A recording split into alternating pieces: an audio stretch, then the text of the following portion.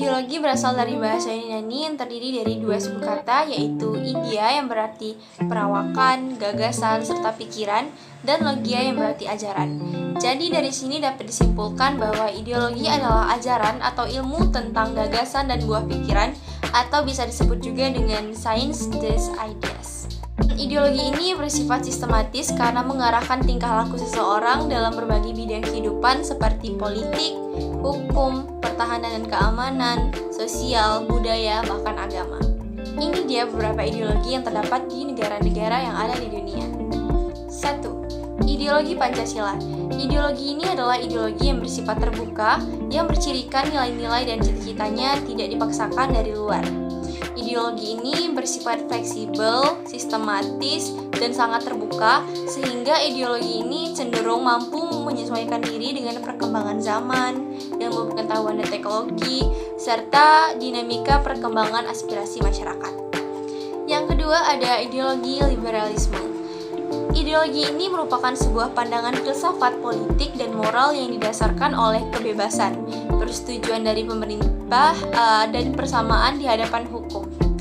Ideologi ini ajaran yang sudah diyakini kebenarannya untuk mengatur tingkah laku manusia yang menonjolkan kebebasan individu. 3. Ideologi sosialisme.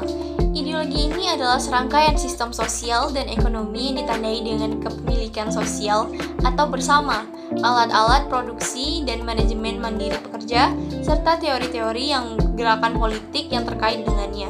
Nilai utama dari ideologi ini adalah kesetaraan, kerjasama, dan solidaritas.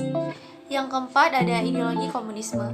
Ideologi yang satu ini berkenaan dengan filsafat, politik, sosial, bahkan ekonomi yang tujuan utamanya adalah untuk menciptakan masyarakat dengan aturan sosial ekonomi yang berdasarkan kepada kepemilikan bersama alat produksi dan tidak adanya kelas sosial.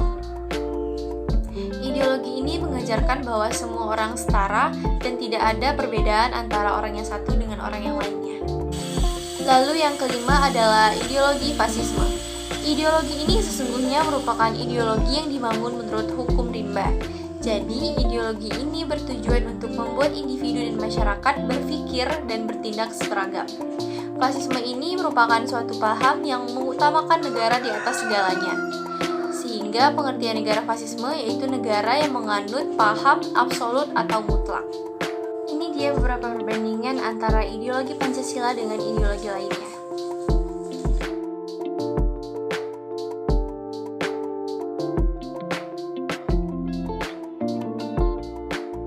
Dari sini kita dapat mengetahui banyak sekali ideologi yang ada di dunia.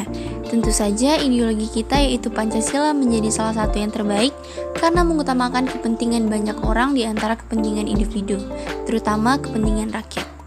Terlebih lagi, ideologi Pancasila bersifat fleksibel, aktual, dan sangat dinamis sehingga masyarakatnya dapat mengikuti perkembangan zaman dan tidak kaku terhadap perkembangan zaman serta teknologi itu sendiri.